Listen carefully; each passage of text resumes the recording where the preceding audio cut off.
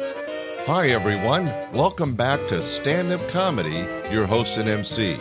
For over 5 years, we've been diving deep into the world of stand-up comedy, sharing stories, insights, and laughs with some of the most talented comedians, club owners, and industry insiders around. Now we're taking you on a trip down memory lane with a special Best Of series.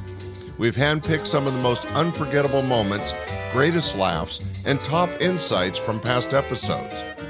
So whether you're a longtime listener or just joining us, these episodes are packed with gems you won't want to miss.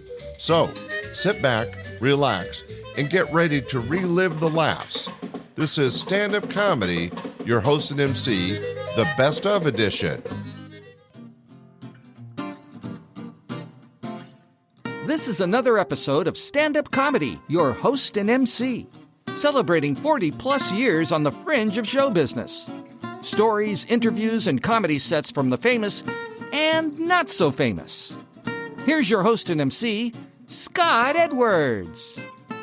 Hey, welcome to this week's show. I am so excited. One of my oldest and dearest friends in stand-up comedy is on the phone with us today. He now lives in Minneapolis, Minnesota. Ladies and gentlemen, please welcome the one and only Tim Bedore. God bless you. Thank you. Thank you all, one, for showing up. Thank you. The crowd is going crazy. It's so good to have... The one is going crazy, yes. Tim back in the house. Tim Bedore, for those listening to this podcast, is a gentleman that I met through radio. I'm going to have him tell the story. But it turned from radio into stand-up, into a real career for him, and a long, lifelong relationship and friendship. And it's just exciting to have you on the show today. Tim, good to have you here. How's life? Good. Long story short as I can make it, grew up in the Midwest, ended up in California, and then at a certain point, my wife and I said, we would like to be able to afford a home, and we left Los Angeles for the Midwest, where you can afford a home, or we could. Yeah, no, I hear it's incredible. Yes. No, it's a wonderful place. My wife is from here. My daughter loves it here, So that's his lovely wife, Karen, and his beautiful daughter, Claire, and they're all enjoying being near Karen's family in Minnesota. So when it comes to comedy, as I alluded to in the intro, we met through radio. But why don't you share your memories on how you came to know Laughs Unlimited? Well, it's interesting because we're about the same age, and we both were starting comedic endeavors at the same time in the same place. Your original club, which was in the Delta Queen, was the name of it, right? Yeah, good memory. The banquet room of the Delta Queen restaurant in Old Sacramento. So I was on the air, hopefully doing, and I had always not just wanted to be a disc jockey. Clearly, I was interested in comedy, whether it was stand-up or hosting a talk show or whatever it was. And on the air, I did hopefully some interesting, funny things that most disc jockeys don't do, some little features. And now let them know what station were you on at the time? KZAP, which was a huge station at the time. Oh, KZAP was always one of the rockin' best stations. I got to tell you, I'm going to take a side course and let you talk again for a second, Tim, but I wanted to let everybody know that one of the real advantages of having the comedy club in the early 80s with a radio station like KZAP in town, in those days, radio was so fun and casual. I was able to walk in to the studio where Tim or Bob Keller would be on the air, and I could literally hang out for an hour or two, and we would just have so much fun. I'm sure you remember it that way. Oh, yeah. No, radio was healthy. It was making money. They were pleased to have comics to interview. It was not certainly as tight. I mean, I went from one being in radio and interviewing comics to then being a comedian and traveling. And of course, part of the deal was the club in town would get you on the morning show, the top morning show, or whatever morning show they could get you on. And radio just got so strange that over time, they did not want comedians on live anymore because they were afraid of what you would say. It regressed to that point where if they would do an interview, they wanted to tape it, which was just this psychotic thing. But, as radio, as comedy, stand-up comedy got dirtier and dirtier and more aggressive and whatever, I guess. It did change, but so did radio. For example, I was able to do live drop-ins with KZAP, but also Y92, the Paul and Phil show. And those relationships and that being on air where tens of thousands might be listening on their way to work in the morning really helped substantiate Laughs Unlimited and was really a strong marketing arm for me in the 80s. But by the 90s, radio got so corporate and, like you said, got tight that, what do you mean you want to walk in? No, there's security and bulletproof glass on the front. It was crazy. Yeah, it just how, why, what, but it definitely did that. And it got very concerned and very afraid of what comedians were going to say. Now, the story, and I don't know if you remember this part, but you were bringing guys in. And what was interesting, you were in the early days of club explosion. You were ahead of the curve by a bit. The comics so I would come out and host. I wasn't even a stand-up. I wasn't even doing jokes. You gave me, standard issue, the here's how you MC tips, and I would just get out, and I was just so interested in it, and hosting your show. And I would have the comics on the radio, and we'd plug it and push it. So, I made lifelong friendships with, the cream of the crop, essentially. Oh, we were lucky to work with the best in those days. Really, all the top comics were coming through Sacramento, coming up from LA, primarily. So then they certainly helped me out a lot as I'm starting to come up. They would get me bookings on their shows, and, that was a big leg up for me, and learned a lot. You'd sit around. I mean, literally, you're sitting around talking with Shanling or Bob Saget, who were the headliners, and they're giving you advice on how to develop your act and why, as a radio guy, I should get out and do stand-up and whatever. So it was just a hugely helpful, fertile, fun crowds coming out. I mean, this was all new. Stand-up was this fresh, exotic animal that everybody wanted to be involved with.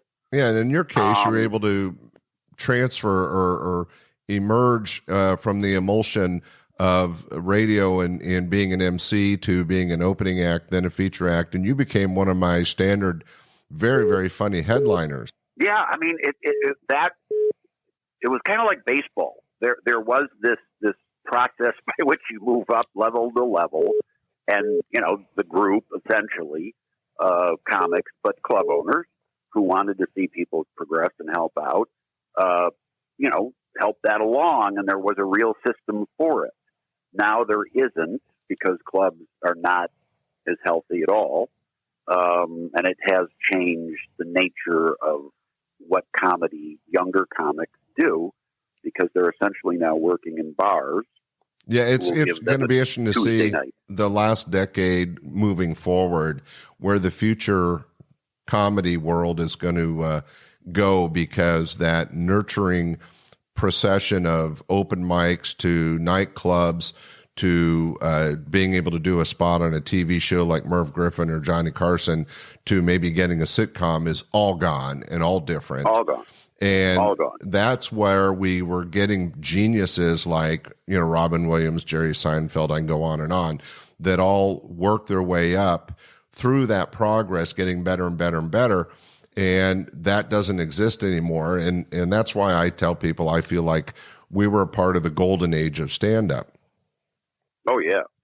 No, without a doubt. But there was a lot of development that was possible because of, one, there were crowds 4, 5, 6 nights a week.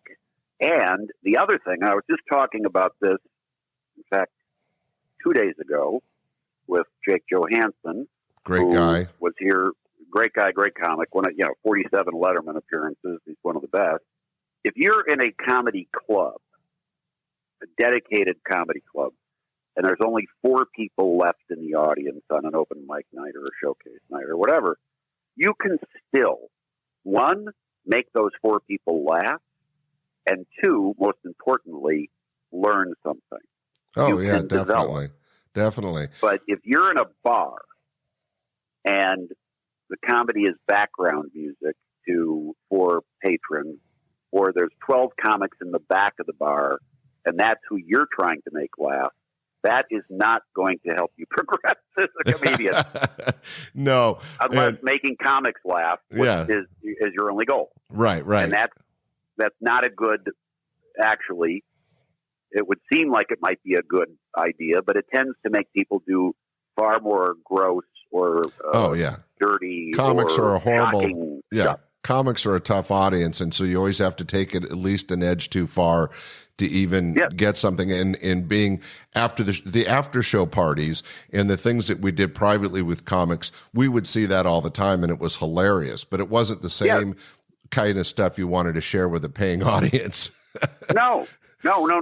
That's what makes comics laugh. Something that's more extreme, because we've heard it all before. Right. So you had to go a little extra. Here's a quick. I'm going to share a quick side story because that's what this podcast is all about. My memories come back. It was in the original room at the Delta Queen, and Bob Saget and Dave Coulier were working my show together. Dave was featuring, Saget was headlining, and it was after the show, and we're just hanging out having drinks, and all of a sudden I see Bob and Dave passing something underneath the table. And so we're talking and joking, but between them, they had their own joke going. And I finally called them on it. And they pulled up and they had a little piece of paper, and Bob was sending Dave a folded up piece of paper that had some lint and stuff in it and said, "Dave, here's some of my pubic hair." I mean, it's funny between 2 comics that are drinking late at night, but kind of gross if you were just to tell your neighbor next door, right? Right. No, I mean, that's the thing, because you know where it's coming from. You know that the racist or the sexist or the ageist humor is not the real thing. It's the thing that's funny to us about these things is the inappropriateness and that you went there. Yeah, it's crazy. Well, let's try to bring this back down to the timeline. So do you have any... Well, okay, so here's what happened. I don't know if you remember this or not, but you were starting to have some success. Butts were happening in seat. People were showing up, and Bruce Baum was coming up, and I was playing Marty Feldman Eyes on the radio. There was this synergy. And then the radio station said, no more free appearances, no more free plugs. He's got to start spending some money on advertising. I remember, of course I do. And you didn't have that kind of budget. I mean, every week was a different week. 50 people, 250 people show up. You're eating or you're not eating. Right. And back in those days, radio was a premier entertainment format, so it was very expensive to advertise. It was expensive. Very expensive.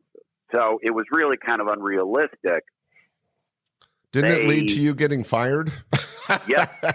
And here's the story. So KZAP was phenomenally popular at that time. 1 in every 2 teens were listening to us.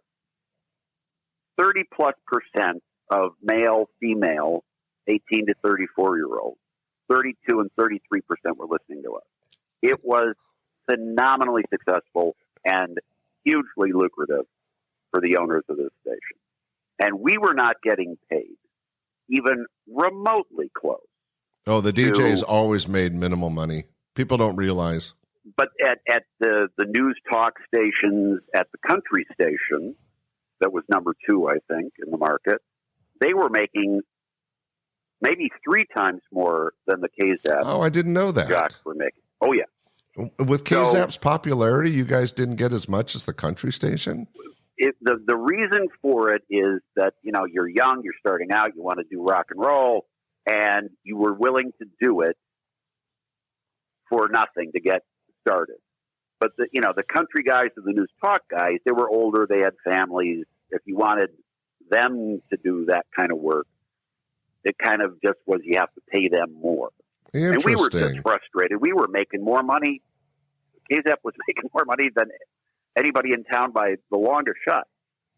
So at a party one night, staff party, a few of us were talking, and half joking, a few of us were thinking, well, what about a union? There's a union in San Francisco. There was one or two union stations in Sacramento, and that would raise up our pay from, like $300 a week to $750 a week. And so we would start to see some money if we unionized.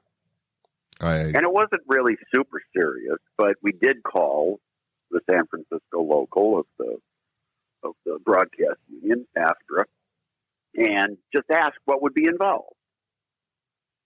Well, management got wind of that, and they didn't want that to happen. Dun, dun, dun, dun. So they thought I was one of the ringleaders of this effort to unionize. Oh. And they conspired to fire me with cause.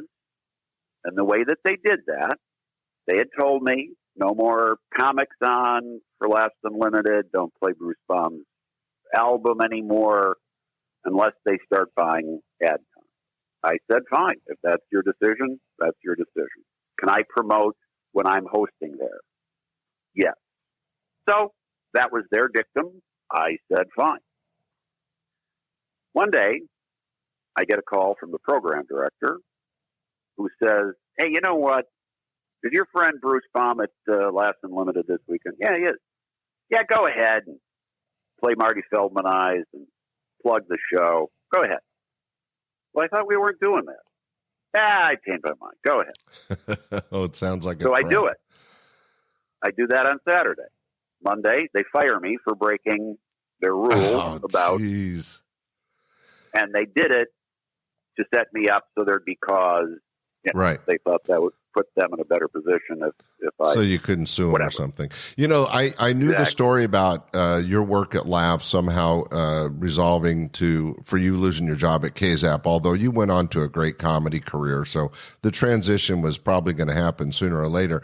But I didn't know about the union part. That's interesting. They were afraid of having to pay people a fair wage. Yes, exactly. And, at that point, then I quickly got a job in Houston, which is a far bigger market. And then actually that's where I more or less started doing stand-up instead of just hosting, writing more material. Regular sets and writing. Yeah. I got to tell you, your material was very memorable. To this day, when Jill and I are golfing and I'm in a golf cart and I take any sort of hill, I yell out, Rommel, you Nazi bastard. I read your book. It was good that it forced me to move on, but it was, kind of raw when it happened that they would do that. But that's radio in a nutshell. Well, I apologize for our part of it. No. So then, I go to Houston for a year. Bill Hicks and Stan Kennison were the hot comics at the local club that I was trying to get in with and did. And then I moved to San Francisco in radio and then really dive into stand-up. And then one of the first places after I got out of radio in 85, the station was sold, and I thought, enough of this. I just want to do stand-up. One of the first clubs I think I headlined was yours. Well, of course. It's everyone's first big gig. Yes, it really, and, it was such an important cog in my life that, you knew this club, they were supportive, whatever. So, yeah, your club and you and Jill loom large in my comedic life. And one of the more interesting experiences in stand-up happened for me. And I talk about it. I have a podcast now called An Agnostic's Guide to Heaven. We can talk about that in a bit. But it primarily is a storytelling exercise. And one of the stories that I've always wanted to use somehow in my life, because I just find it fascinating, can't figure out the why of it. Please share it now. Yes. Stand-up comedy, as long as you think you understand it, you think you know everything after 10 years, and then 15 years into it, you realize you know more now than you did at 10. And then 30 years in, it's like, well, now I'm maybe understanding things in a fuller, it's like golf. You'll never completely dominate this thing. But this one, I still don't understand what the hell could have possibly happened. And it's just fascinating to me. So I'm driving up from LA to do your club. I've got my car on the 5 going north. And I've got the cruise control set at 83 because if you keep it under 85, the CHP tend to think that you're a responsible driver. Exactly. So I'm just cruising up a 6-hour drive. Right. And I'm passing a cattle truck that's going 82. So I'm inching past it. And, they got 100 head of Angus or whatever beef cattle. And one of them has got its eyeball sticking out one of the air holes, and he's just staring at me, looking at me. And as I'm inching past, my mind just went immediately to a telepathic communication with this cow. You and the cow connected. And the cow is saying to me, "Hey, man, get me out of here, man. I know where we're going, man. Stop the truck. I don't want to go to the slaughterhouse. Get me off this truck." I start talking back to the cow. I start having a conversation in my mind, not kidding around. I mean, this is kind of how comics are, people. This is how I started having a conversation with this cow. And I was trying to tell the cow that I can't stop the truck. I understand you don't want to go to the slaughterhouse. I get that. But I can't stop your truck. You're in an 18-wheeler. I'm in a Honda Prelude. There's really not a lot I can do here. And he says, "No, man. If you go up to the cab, beep, and then point back like there's something wrong with the trailer, the drivers are trained to stop. They got to protect the load. He will stop." And I said, "Well, even if I could get that part of it done, you can't let 100 cows run off. I mean, I can't let you guys all go out. It'd be dangerous, traffic." He said, "No, man, don't let them all go. Just me." Selfish cow. And I said, "Well, I don't mean to be insulting, but you all look the same. How will I know which one is you?" He said, "You'll remember me. I was the one that talked." So I thought, well, he's right. Think about it. You stop a truck, you let 100 cows off, 99 say moo, one says, "Told you it'd work." That's the guy. That's the one. That's the cow. Oh, That's man. the cow. No.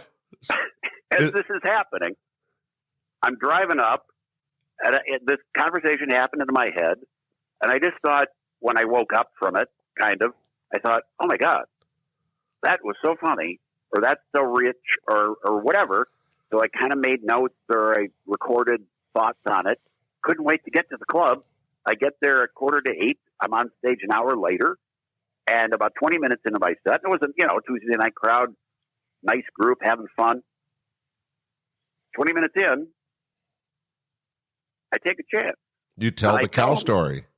I tell the cow story. Now, if as a stand-up, you've got your tried and true material, and let's say it typically gets a response of X.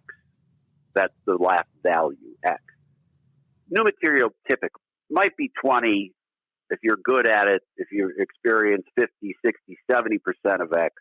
But new material typically does not get up to tried and true material, honed, perfected for a while.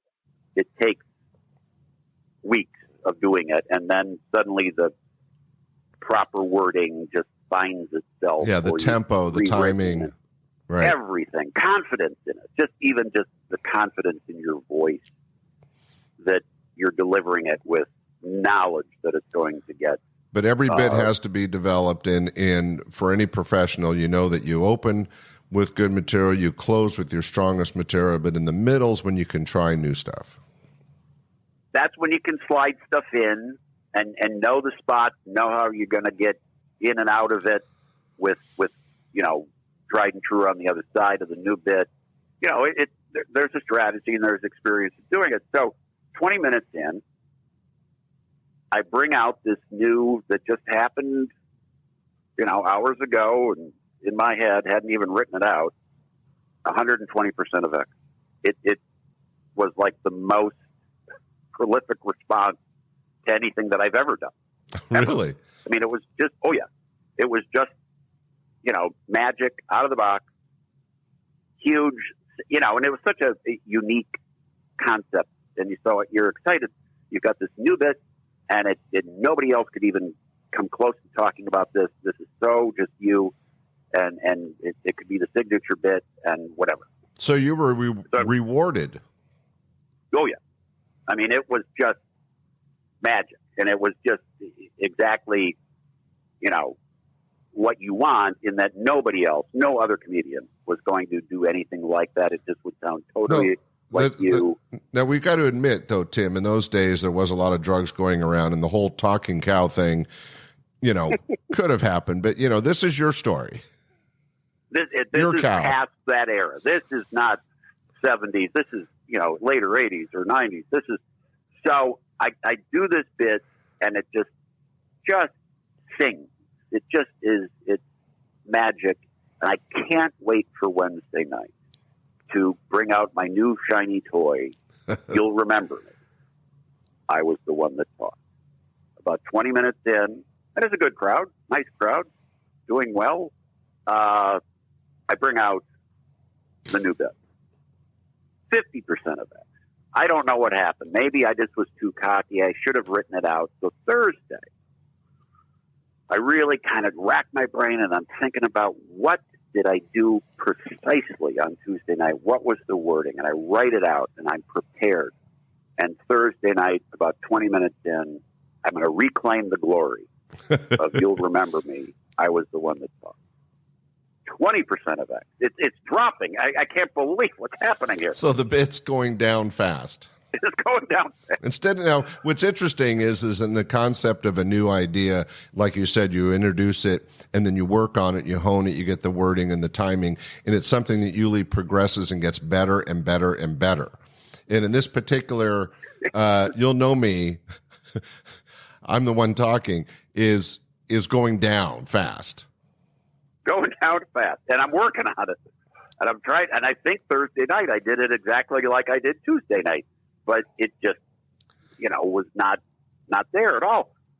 The Friday night, and it was just like the hottest of hot crowds. I mean, it was just nuancey stuff is getting out loud laughs, and it's just like the hottest crowd ever. And I can't wait to get to the 20-minute mark where I pull it out and I reclaim victory. Certainly this time, the glory of You'll Remember Me. I was the one that talked. And I launch into it, and I swear to God, zero. Nothing now. No response. Went from huge hero to zero in 4 days. In 4 days. So I don't do the bit again. I just, it was just convinced it was a fluke. Now, literally, 14 years later, I'm driving up to your club. So career trajectory flat, but not going down. I'm still working. No, you were a solid headliner. Solid headliner, still working. And at that point, you were starting on Wednesday night. Nice crowd, having fun. I announced that my first ever comedy CD I'm going to be selling after the show. This is the first night I'm going to be selling it. And so I'm out in the bar with my little table, my CDs ready to sell. Couple comes up, man and wife. They bring in their 16-year-old son. They come up and they say, Tim, great show, love the show, but you didn't do the bit. Why didn't you do the bit? And I said, what's it? And they said, three of them in unison said, you'll remember me. I was the one that talked. And at the time, 14 years later, I was that me? I don't even remember that. And they said, yeah, it's the best bit ever. And the man, the husband, clicked off a George Carlin bit, I think a Richard Pryor bit, and that bit as his three favorite comedy. Oh man! Bits. So now he's put me in this. You're in great company there. Yeah. Yeah. And I still don't remember the bit. And I said, "Are you sure it was me?" And he said, "Oh yeah." And they recited the bit. The three of them could do. So that meant they had shared it with their kid. They thought it was so funny. It went beyond that. It had become. They explained it was their family philosophy.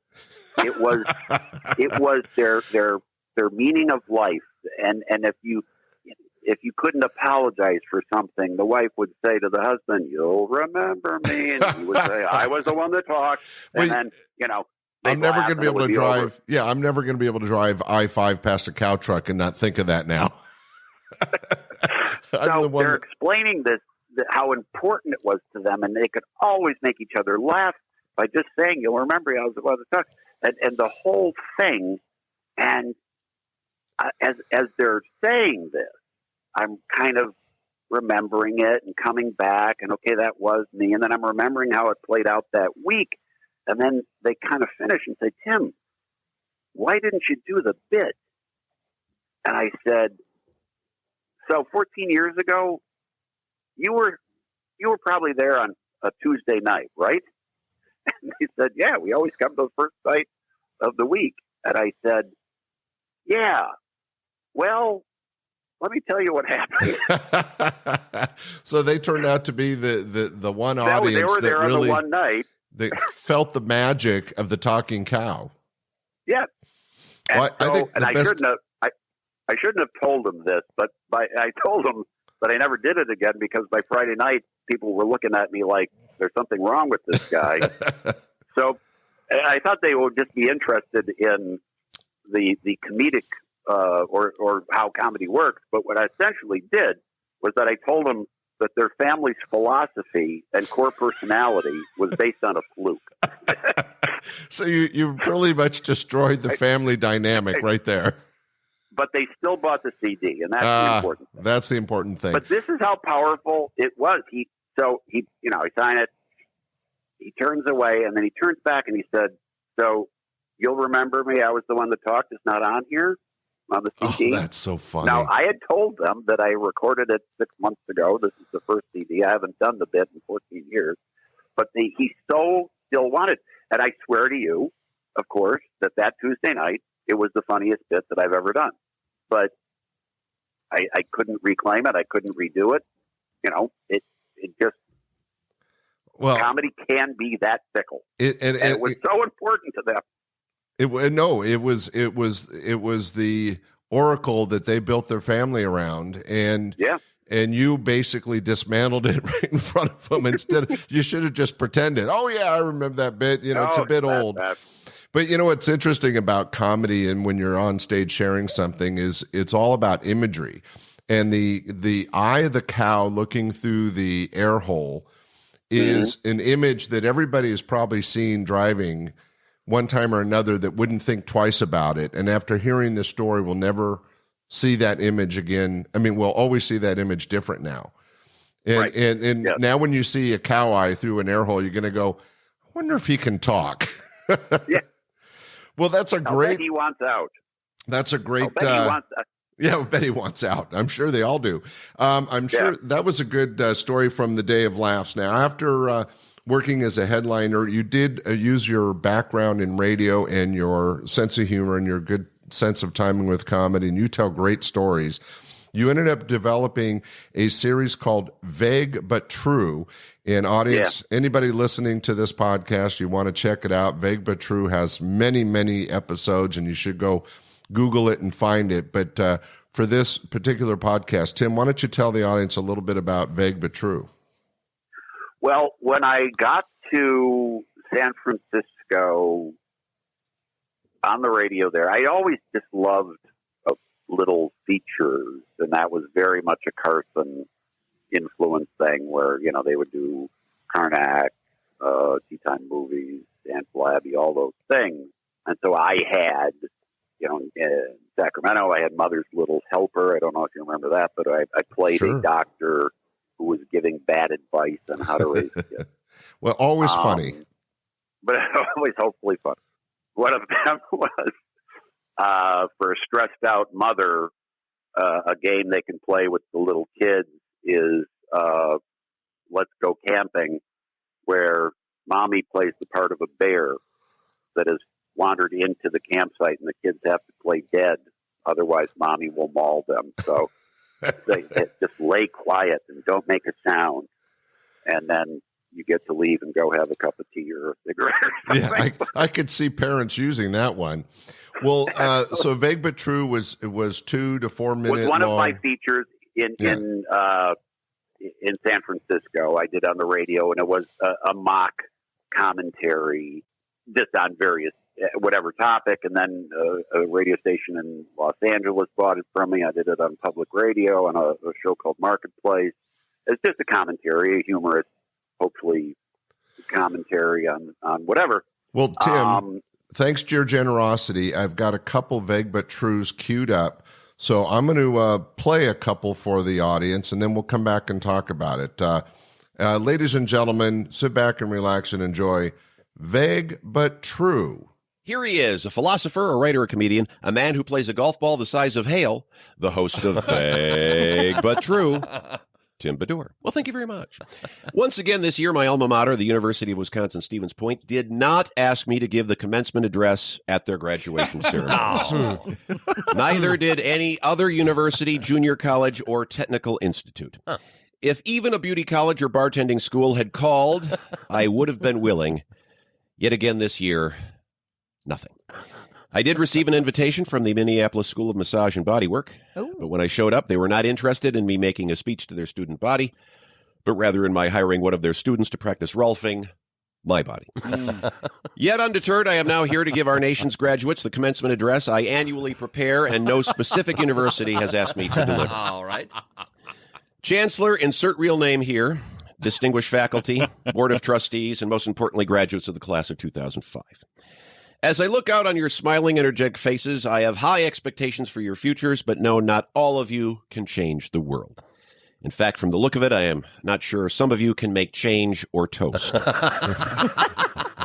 Being here today brings back fond memories of my own years in college and a philosophy final where an entire semester grade was determined by an essay question which asked, is the glass half full?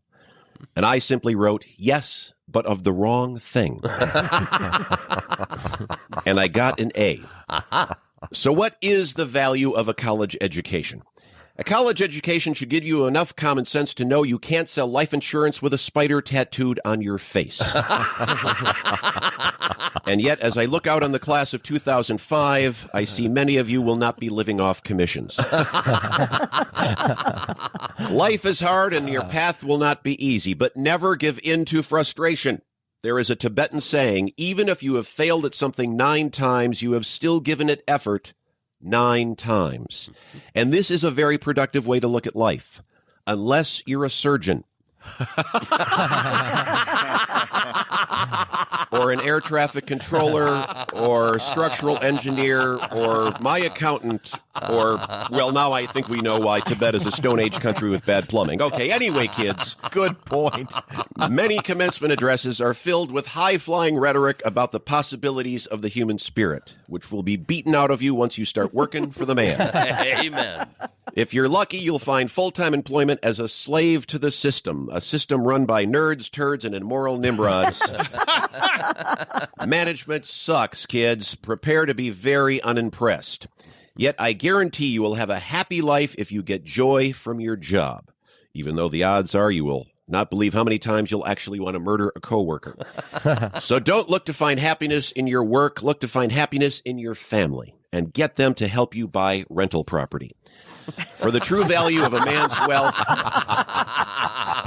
The true value of a man's wealth is determined not by what he has in the bank, by what he will one day inherit from his family and then put in the bank and use to buy more rental property. Yeah. And never forget the story of the farmer who had a chicken and another chicken that was a little odd looking, but he was sure it was a chicken. It behaved like a chicken. It was pecking away like other chickens. So he treated it like a chicken until someone who was knowledgeable in these things said to the farmer, "That's no chicken. That's an eagle." And this knowledgeable man took the strange-looking chicken and climbed the mountain and said, "You are an eagle. Fly, eagle, fly." And the strange-looking chicken spread its wings and lifted off and soared and flew away into the distance. So I say to the class of 2005, rise to become eagles, not chickens. Unless, of course, you actually are an odd-looking chicken. And after you're done tumbling down the mountain, become some supposedly knowledgeable man tossed you off a cliff. Once you recover, start laying eggs. Lots of them. Because while it might be fun to be an eagle, there's lots of money to be made in eggs and rental property. From Minneapolis, Minnesota, where the introverts stare at their shoes and the extroverts stare at your shoes, I'm Tim Bedore on the Bob and Tom Radio Network. You've heard words to remember, words for young and old to hear, words of our national heritage, words Tim Bedore said on the radio. Yes. Wow, the vague but true. That is such genius writing, Tim, and you were able to carry that on. Is that something that continues today? How many episodes of Vague but True have been produced? So, well, what you heard is me on a morning radio syndicated program called the Bob and Tom Show that's out of Indianapolis, and at its peak was on 152, I think, stations across the nation. That's a lot of listeners. I hooked up with them, and in fact, there was a time where comics would tell you, you'll put more butts and seats in Des Moines or Peoria by being on Bob and Tom than you would by being on Letterman or Leno. Oh, interesting. So it just had this morning show. They were that strong. And it was that strong, and they had comics on all the time. And so every morning people tune in to hear us. So I did Vague but True on Bob and Tom from every week from 2003 to 2015. So 12 years. And every week, so 52 times. Every week a new 12 piece. years, yeah. So I was writing a new, 3, 4, 5 minute piece and doing it via remote from LA initially, and then from Minneapolis. What was interesting about Bob and Tom, I was doing a fresh piece. It wasn't stand-up, it was an essay.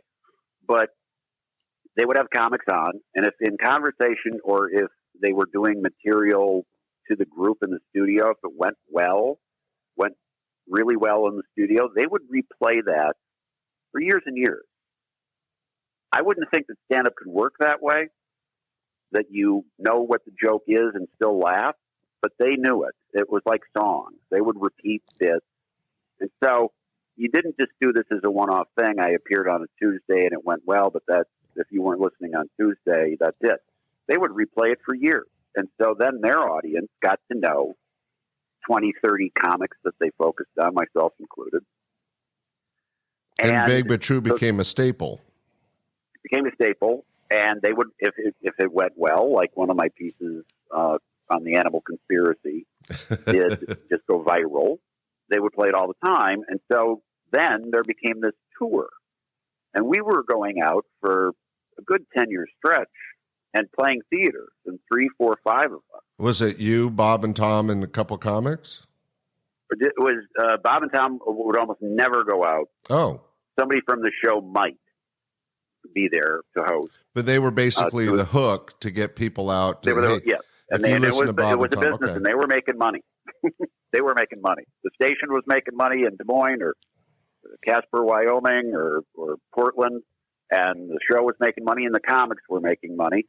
And we would go in and each do, 25 minutes, and 3, 4, 5 of us, and sell out. In fact, one night we were in Fresno, and we were there on a Saturday and sold out the 2,500 seat theater.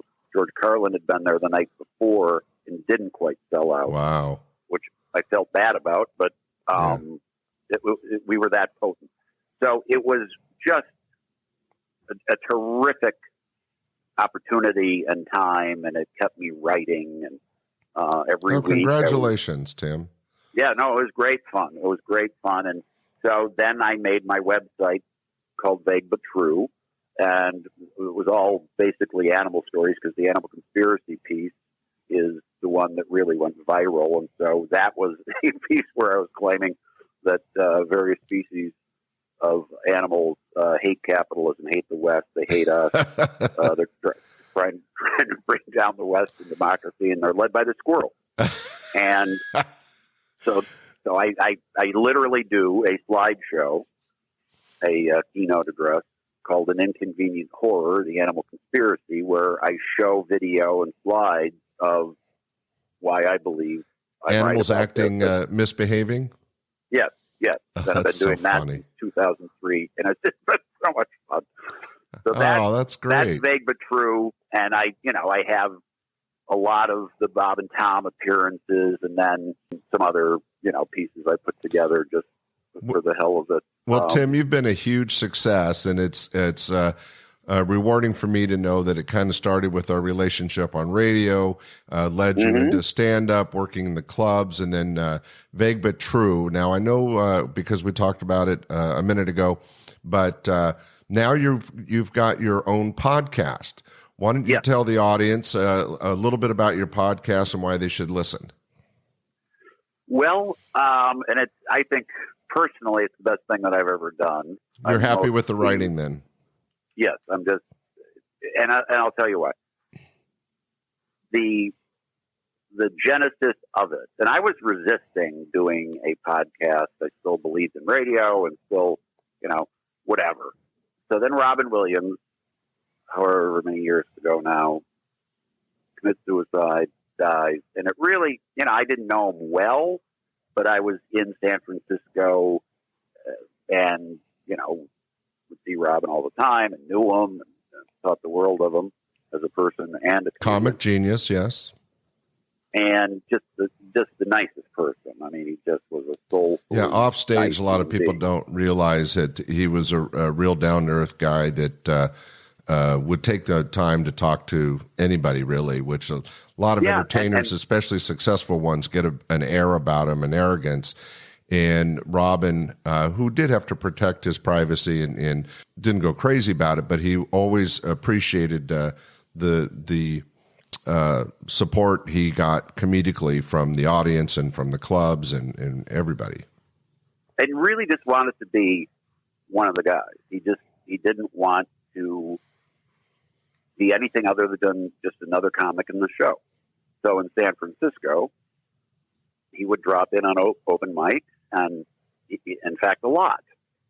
He would do guest sets in shows on the weekend. He was around a lot. And almost, in fact, and one of the reasons I was thinking about this, because I remember specifically a week in 82 or 83 when I was just starting in radio in San Francisco. And I don't even know if I'd moved up past open mic to MC, probably had. But Robin and his wife were expecting their first kid, and it was a difficult pregnancy. She was 2 weeks late, and they thought maybe the cord was wrapped, maybe it was going to be a problem, whatever.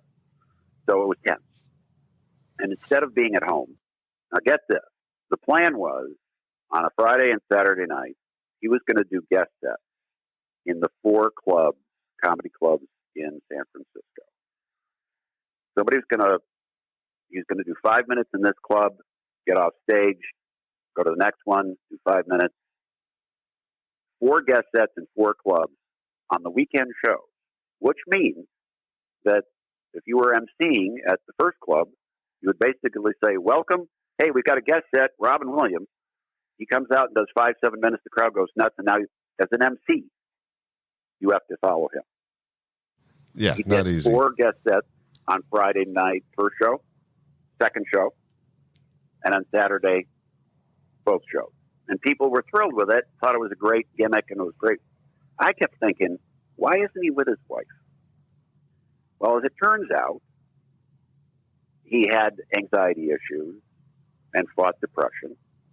And if you've ever known a comic who's had depression, they will tell you that if they're having a bout, the only time that they feel good during their day is when they're on stage, because that's when they feel normal. Otherwise, then the depression hits. So too much time to think when you're on stage. It's all natural reaction and thinking and talking. You get off stage and you have to, the rest of the world rushes in. Yes. You're back to that thing that has taken you over. So being on stage is you're medicating. And that's what I think one of the things that he did stand up so much was that he was just medicating. Now, it was hugely beneficial to all of us because we got to see him, and clubs flourished because people were wanting to see Robin, and, he was so funny and whatever. But when he died, I just remembered thinking, and then it was clear that, he really did suffer from depression, that there is this driver for most comics. With him, it was that. But if you weren't popular or your parents didn't love you, there's a driver for a lot of comedians. And I never knew what mine was. I was not bullied, horribly. My parents loved me. I was popular enough, in school. We all have issues, but yours weren't as deep. I couldn't figure out what mine was. But then, and I'd always been told this, that when I'm on stage, and I would always close with a chunk, I'm growing up Catholic. Exactly. I remember and people would always say, you're most alive and in the moment on stage when you're talking about religion and growing up Catholic.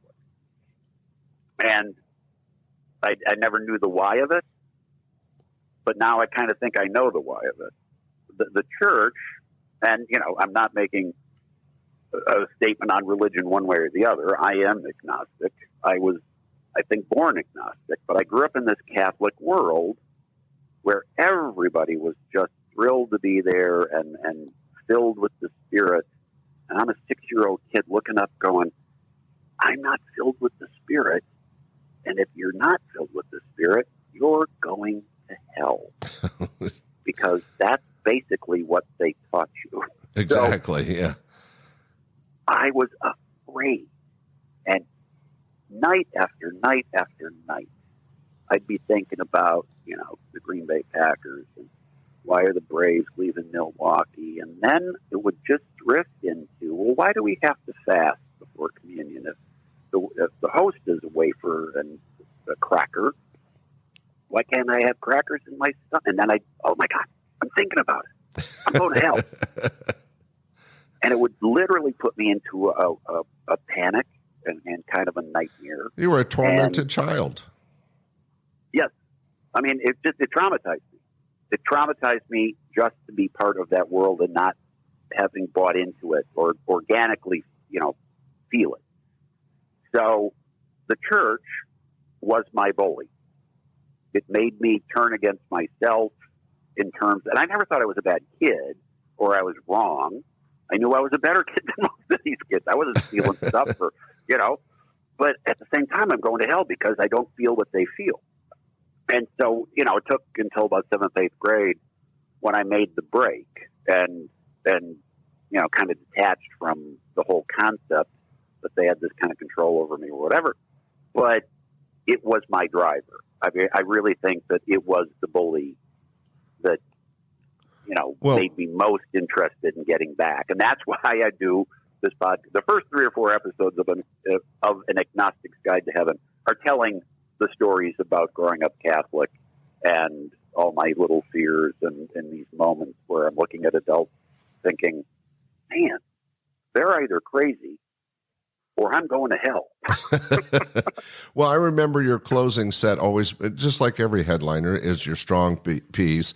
And I think that when you talked about Catholicism and your relation with it, that the reason it was a strong piece was not only were you committed to it and that it was real for you, but a lot of people in the audience could relate to it.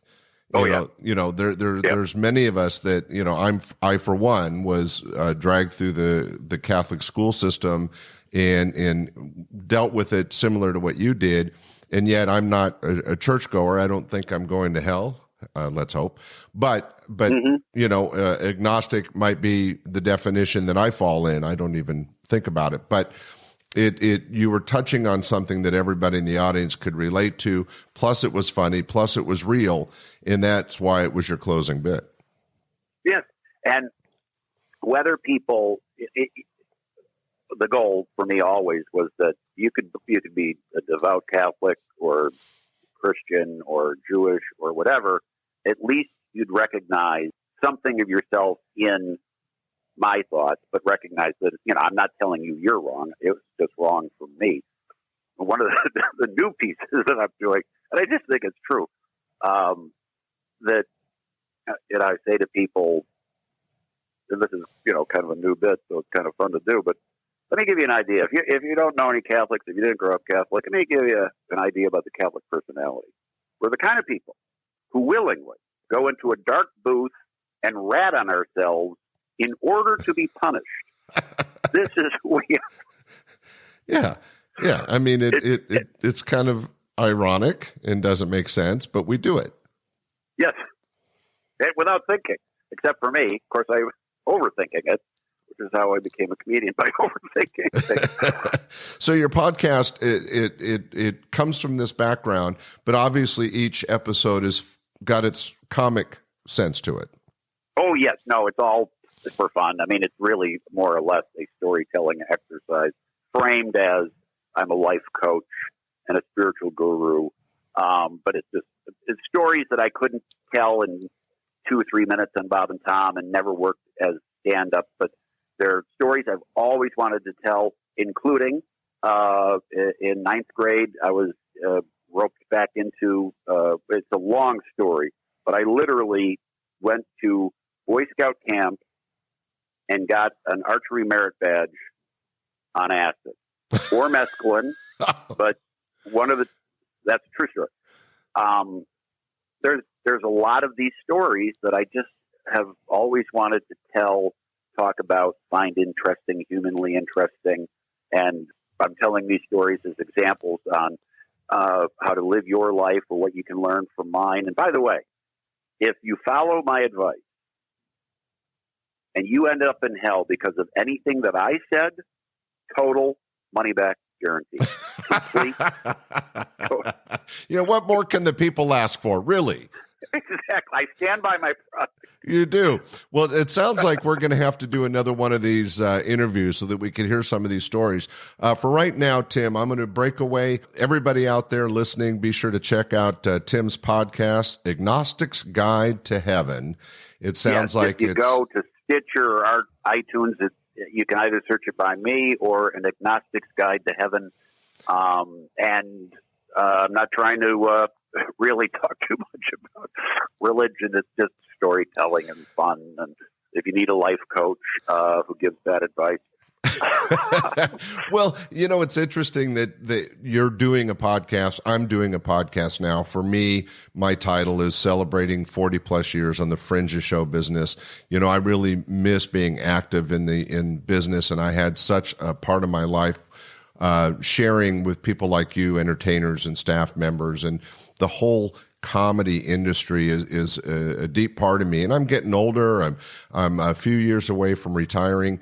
And this podcast really gives me an opportunity to not only share with the public what I think were special moments and stories, but it's really, means something to me. Does that kind of why you do what you do?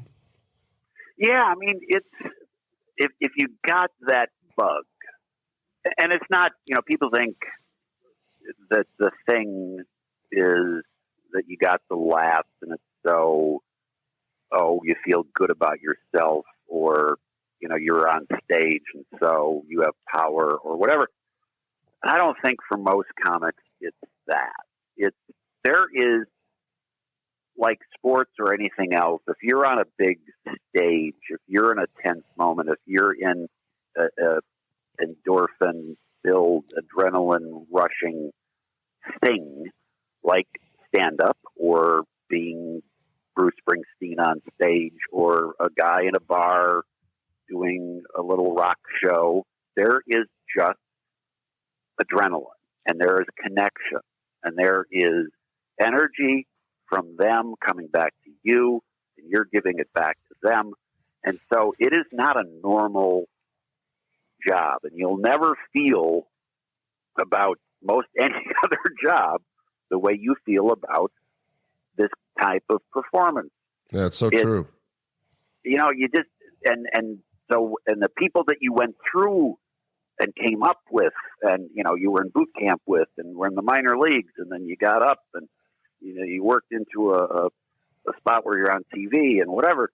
The people that you went through that with are, your Army buddies. You went through the war together. You just have a relationship with them that you can't have with anybody else because you didn't go through exactly. these other.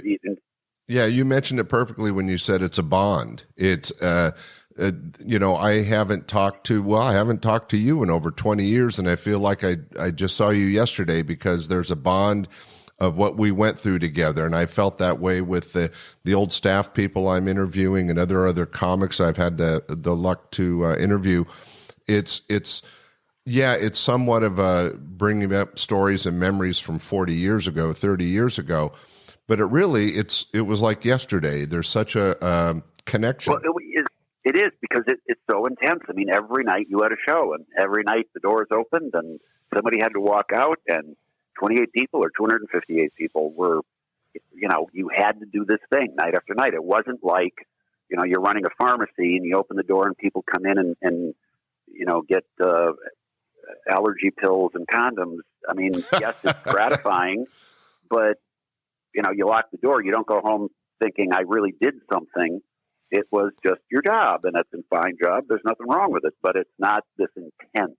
Well, I think a lot of it's the creative aspect. You and I were talking about how it's you're sharing and interacting with people you don't really know, the audience, and other comics and other staff people, but the creative juices and off air, you and I were talking about, we're both getting to that retirement age or semi-retirement age, and how trying to connect with everything we've experienced over these last 40 years is something that feels like it's worth sharing, and it's a release of our creative juices. Yeah. And so if you are a creative person, you can't retire from that. If you retire from the job where you get to be creative, you better find some other way to do it, because you are not being yourself, and you'll not be happy if you're not yourself. And if being yourself means being creative, then you better figure out a way to get that juice back out. And so, for me, it's more about the writing. That's, what I've always focused on and liked doing more than anything else. So I get to, I write a 20-minute piece every couple of weeks and really finesse it. And after we get off the phone, I might go back to the computer and do it again. Well, you're a really good writer and performer. For me, it was the producing. I always liked directing and producing and bringing talented people way more talented than me, but bringing them to an audience. And that's what allows me to do with this podcast. So, hey, everybody out there, be sure to check out Tim Bedore's podcast, The Agnostic's Guide to Heaven. Also, Google Vague But True and find some of those great short stories from the Bob and Tom Show. Thank you for listening today. I think, Tim, we're going to have to do another one of these down the road, but thank you so much for being on your host and MC, and I hope you enjoyed it as much as I did. It's been great catching up. Oh, it's fun. Anytime. I'm more than happy to do this. It's just great fun to talk, and we got that bond, so Let's keep it Let's going. not make it 20 years again. No, we definitely won't. Hey, ladies and gentlemen, thanks for listening. Be sure to share, rate, review. We want to keep this going. And thank you, Tim. Thank you, everybody. And next week, another episode comes out. We hope you enjoyed this episode of Stand-Up Comedy, your host and MC. For information on the show, merchandise, and our sponsors, or to send comments to Scott, visit our website at www.standupyourhostandmc.com.